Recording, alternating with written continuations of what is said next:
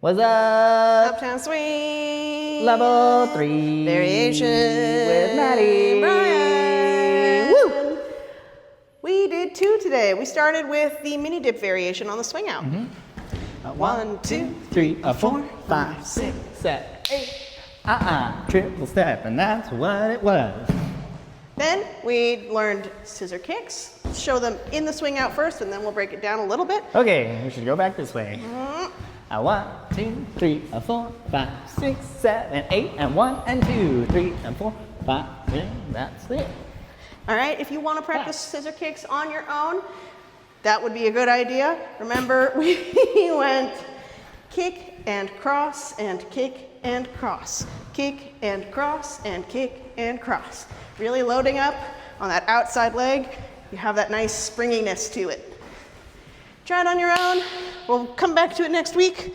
Great job. I love you.